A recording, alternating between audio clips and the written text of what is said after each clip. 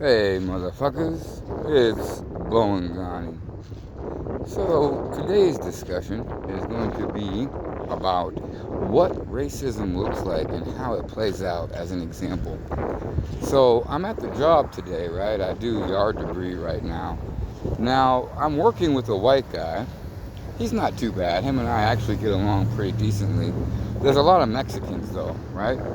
So what ends up happening is me and the white guy are doing the exact same job. I mean, he's literally training me for this position. You know what I mean? Because he's trying to move up in the ladder, and I was going to take his position. But in any case, we're doing the exact same job.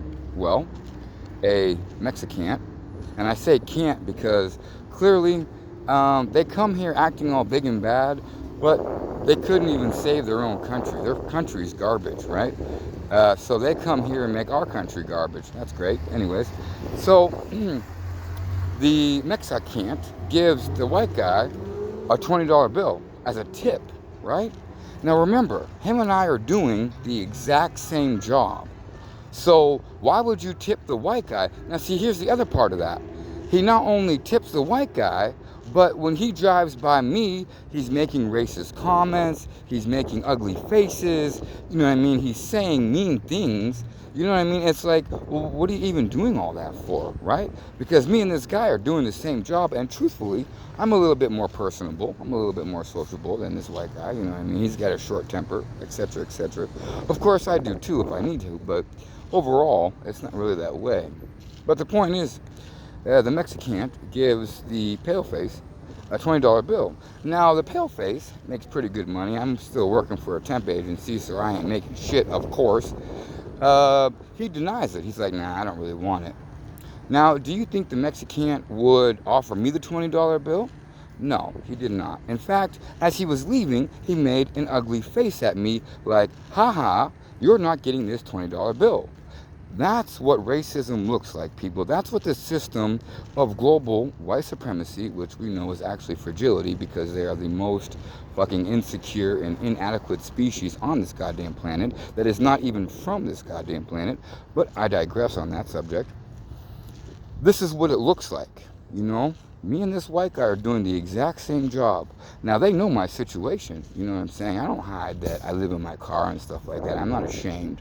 Right now, I'm on a whole different mission. If you are not advanced enough to understand, like, self-sacrifice and all these different things, you're not going to understand my situation. And I'm not going to explain it to you because it's a waste of my time, right?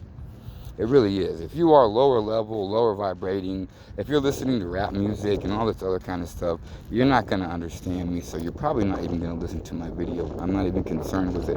My videos are specifically designed for chosen ones that are not just chosen, they are advanced. They are advanced in the spiritual awakening process because they know about self-sacrifice. I know about self-sacrifice. I gave up everything. The ancestors told me when I lived in Texas, I had an apartment, I had everything, you know, I had a life, I had everything. Now I have my car, which is broken down, but I do have an appointment on Thursday to get it fixed, and my car has roaches, so that's something. Anyways, my point is, trust me, I understand what self-sacrifice is. It's not even a question to me. And do I regret any decision I've made up until this point? Of course not, no. Anyways, so my point here was to show you how racism plays out, how global white supremacy plays out, because that Mexican was willing to give the paleface $20 to help him out, but totally unwilling to give me the same favor, but at the same time wants to make fun of me because I don't have as much as they do, right? See, that's what it looks like, people. That's when you apply it, that is an example of it. Now, of course, it has many faces, but that is just one example of that I just really wanted to share with you guys today because sometimes we don't even, you know, a lot of people might not even pay attention to a situation of this nature, you know what I mean? But I do, because of course I'm pro-black and of course I'm aware of these things. So when I see them happening, of course I'm going to be like, oh wow, okay, this is an example of that. You know what I'm saying? And it's like, most of the Mexicans that have come through my line there, which, let's be honest, the majority of the debris removing companies, they're all Mexican owned, or at least run by. I don't know if they're owned by, but that's pretty much the ones driving the truck. So they were all rude to me. Maybe like three of them out of the hundreds that I was helping to organize and service and get the shit taken off their truck. There was about three that were actually respectful. The other ones either said their, Spanish word for a hateful word for black folks, or, they were making jokes. Or one guy said to me, and this was something hilarious. Here's the thing, people. If you're going to insult me, at least be able to speak English, because he's speaking some kind of a dialect. I don't even know if it was Spanish or English or a combination of the two. I really don't know, but I couldn't even understand it. He was trying to make fun of me. And I'm like, dude, you can't even speak English. You probably can't even spell the words that you're trying to say, but yet you want to make fun of me.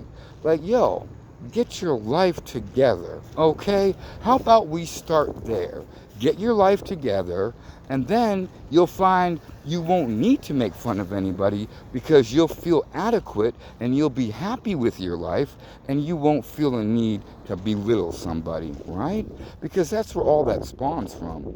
People that need to belittle somebody are people that are inadequate, they're insecure, they generally have very small genitals, or they have some type of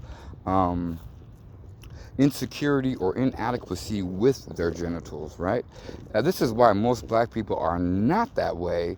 And I'm not just saying it's about the size, but it's about our confidence, because we not only have the size, but we also have that motion in the ocean. Okay, quit playing with me. That's why everybody loves the BBC. Quit playing. Anyways, there's a reason for that, right? Nobody's looking for Mexican dick.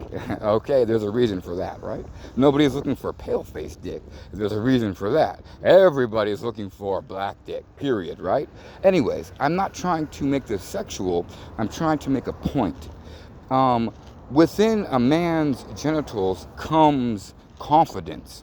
And when you're talking about black men, we're very confident, regardless of our size. We already know, we know how to rock that. Whoever it is, you about to get fucked up. I mean, not in a bad way, but you are, you know what I mean? Like, none of us get complaints. Nobody's like, oh, you're terrible. Like, no, honey, you walk away feeling brand new, like $1 million.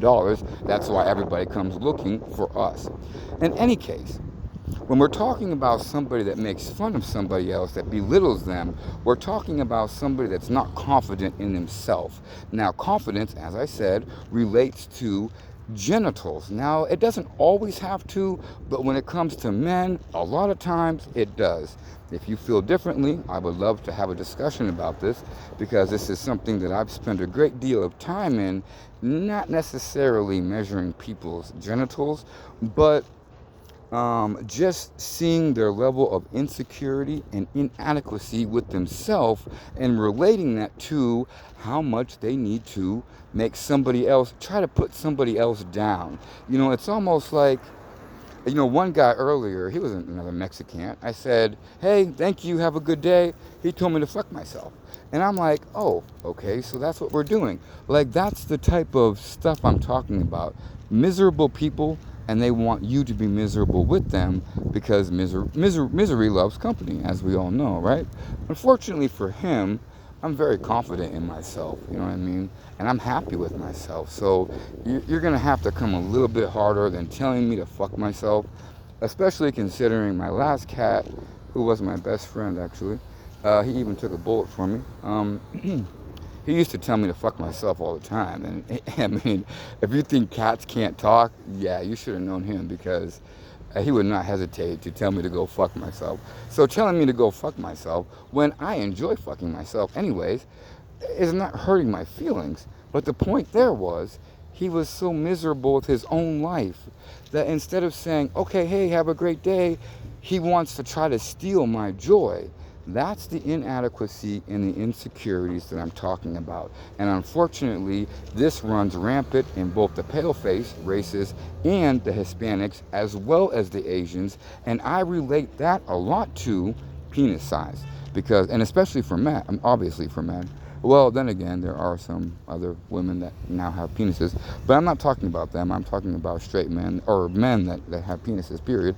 Um, that inadequacy results from that, which again is why you don't really see a lot of black folks having to belittle anybody to feel good because we're already confident and secure with ourselves. That's a point to ponder. I'm going to leave you there. I wish you all well.